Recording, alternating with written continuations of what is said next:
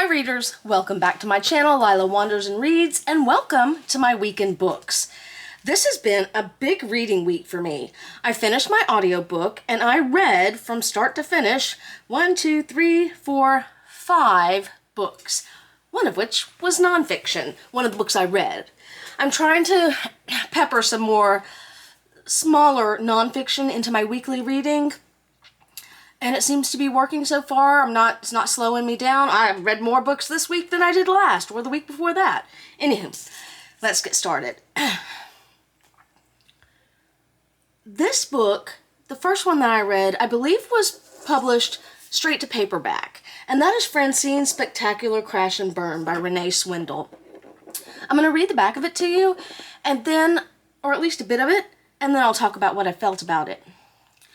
Francine Stevenson gets more than she bargained for when she rescues 10-year-old Davy from a group of bullies clamoring to snatch his beloved iPad. From that day forward, the puzzlingly direct boy continues to show up at her door until the two develop a unique understanding. I loved Davy. I absolutely loved him. He's neurodivergent, maybe autistic. She doesn't address it till way late in the book, but it was fine for me. Their Pixar movie nights and Davy's random Steve Jobs factoids slowly work to soothe the ache of Francine's mother's recent passing. That is a key point of this book. So Francine's mother, and she starts with this, it's not a spoiler, she dies early on in the book, and then Francine is just adrift and actually doesn't know who she is or what to do without her mother. And Davy kind of saves her. But, to Francine's surprise, Davy's foster mother turns out to be none other than Jeanette, her fiery high school crush. Tired of being used by the women she meets on dating apps, Francine grows closer to the very married Jeanette until all her other priorities begin to cloud over, and Davy is only on the periphery of her mind. A consecutive string of bad choices leaves Francine wondering how she can free herself from an incredibly hot but toxic entanglement. Sorry, guys. What follows is a tumultuous journey of self-discovery told by one of the zaniest voices in fiction. Yes. I felt anxious throughout this book because you know how it is. We all make bad choices, and when it's ourselves making the bad choice, we make all sorts of excuses to ourselves. Our brain tries to talk us into doing the mistake, and other people watch and are like, don't do that. And that's how I felt with Francine. I was watching her make all these bad decisions and try to talk herself into or out of something, and I felt so anxious right up until the very end, which this was a very satisfying book. It is, the character is so heartwarming, and even Francine is too. Their relationship is very special, and I just really loved this book and highly recommend it. The next book I did not love as much, and I should have listened to my gut, which tells me I watch a lot of Greg over at Supposedly Fun, and he was hesitant to read All Fours by Miranda July, and I agree. I'm not going to read this blurb to you. It's a little long. Basically, the main character, I forgot her name, is some kind of internet artist, and do I know her name? Is it Claire? I don't know. See, that's how much I didn't like the book. Well, whatever. The main character is supposed to do a drive across the country from California to New York. Instead, a couple, 20 minutes away, she gets off the interstate and ends up blowing up her life. And I'll just say this. First of all, I would have expected more sex from a book called All Fours, but there was some in there. It just didn't happen the way I imagined that it would. And I could not connect with this main character at all. As you see, I've forgotten her name. She seems very privileged and pretentious, and all that whole stereotype about kind of upper middle class, wealthy-ish artists, and just, it was such a letdown. I finished it, but I considered not. And at the end of the day, she just blows up her life for nothing. And I could not connect with this at all. At all. Which is, you know, just between you and I hope this does not win the Women's Prize for Fiction. If it does, I'll have to rethink following that next year.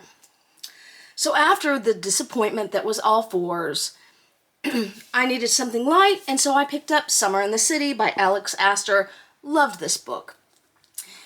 So this is an lovers to enemies to lovers story.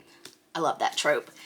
And Elle is a screenwriter, but she's got writing block. Turns out, the only way she can break that writing block is to be around her enemy, who sends her into such a rage that she loses her writer's block and she can write again.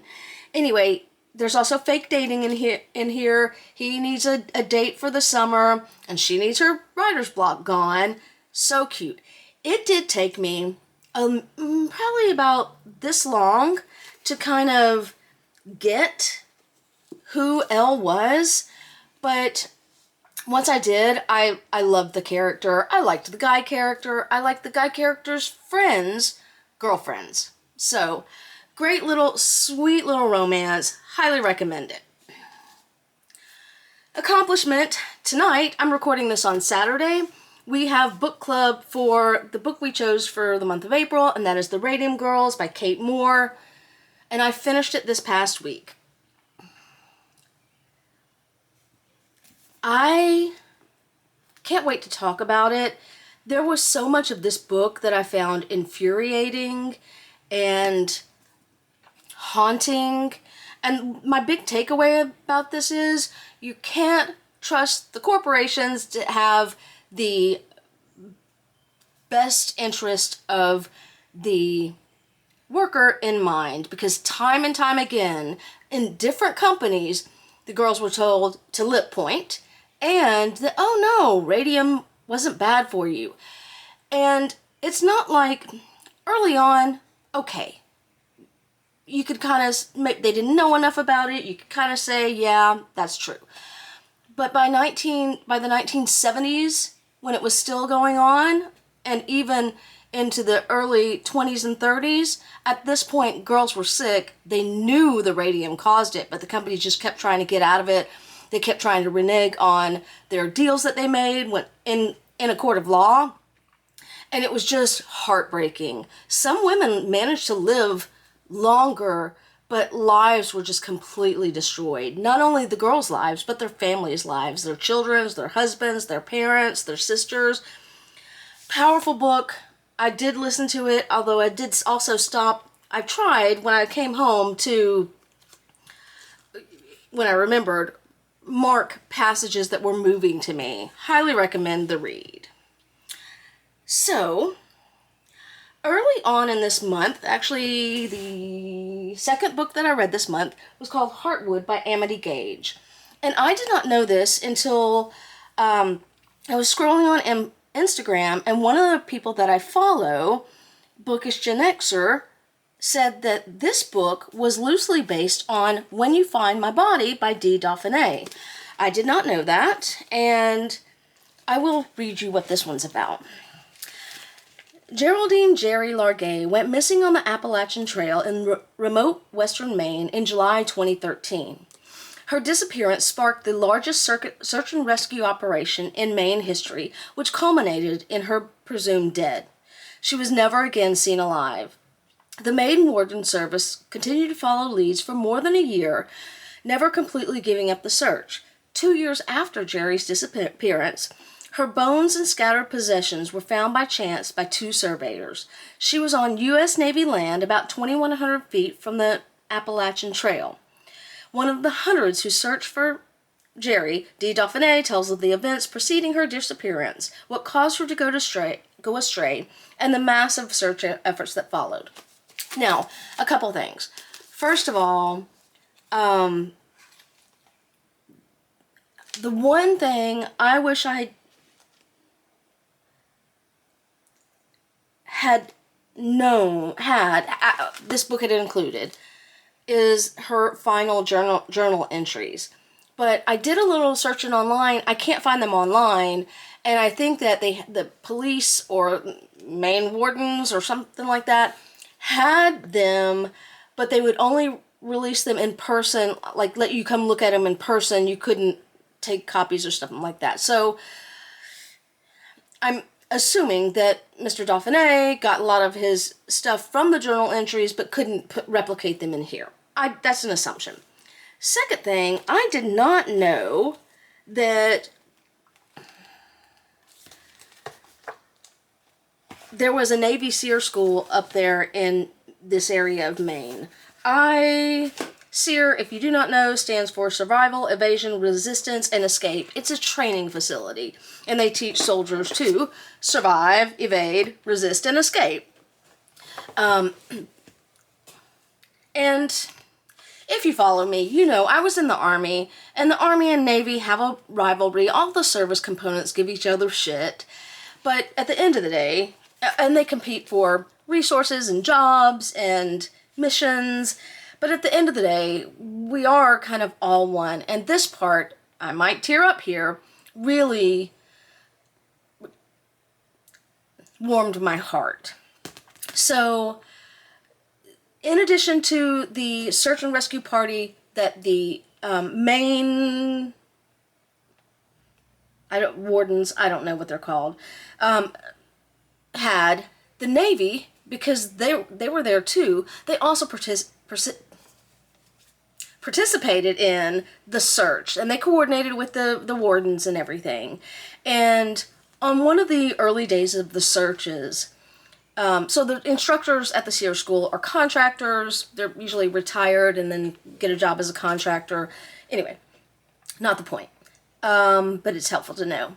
So they were doing their search, and the warden called everybody to come out of the woods, and the Navy contractors wouldn't call it quits. They had been buoyed earlier because they found something that they thought might a footprint that they thought might belong to Jerry. The men searched until after dark and went out again on Saturday morning before daylight. And that just really touched me. But of course, because people are people, some alternative news, aka bullshit, decided that they decided to write articles of fake news about the Navy. And one of the headlines was, MIA on the AT. What role did a covert Navy torture school play in the disappearance of Geraldine Largay? And then they talk about it's a secret military facility where trainees are left to fend for themselves. It's not a secret military facility. It's on the fucking map. They called them soldiers of fortune. They try to give their readers an alternative point of view. It's just really just mind-boggling. So it infuriates me, the fact that people will put bullshit on the internet just for clicks, or in the paper just for clicks. But that is where we are today in the scheme of things. This is a very, very sad story. I really feel so terrible for Jerry. I'll tell you this, I am probably never going to hike the Appalachian Trail. I am not equipped for it, but if I have to pee, I'm just going to pee on the side of the road. I'm not going as far as she did and then get turned around. Actually, I am going to be doing another video this week talking about not necessarily all of these, but another book where someone steps off the trail to pee and then gets lost. Anywho, it's going to be my Lost in the Woods theme. Okay, finally, a week or two ago, guy I follow on Instagram named Donnie Reeds talked about Dark Matter by Blake Crouch, and I just finished this today.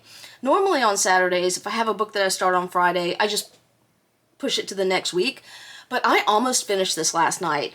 I stopped probably less than a quarter of the way through because I was like, it was getting late. I wanted to be able to remember the end and then kind of finish it at a slower pace. And I finished it early today, like 10 o'clock and 10:30 maybe. And I'm so glad I did. So, loved this book. I'm going to read you what this is about. If you've read this, let me know. I absolutely loved it. Are you happy with your life? Those are the last words Jason Desson hears before the kidnapper knocks him unconscious. Before he awakens to find himself strapped to a gurney, surrounded by strangers in hazmat suits. Before a man he's never met smiles down on him and says, "Welcome back, my friend." In this world he's woken up to, Jason's life is not the one he knows. His wife is not his wife. His son was never born. And Jason is not an ordinary college professor, but a celebrated genius who has achieved something remarkable, something impossible. Is it this life or the other that's the dream? And even if the home he remembers is real, how will Jason make it back to the family he loves? From the best... Okay, blah, blah, blah, blah, blah. So, I don't want to spoil anything, but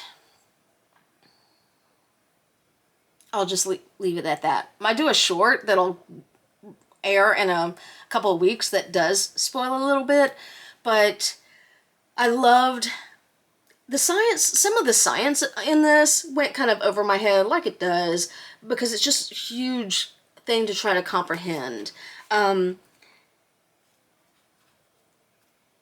I just really love this book. Very fast paced.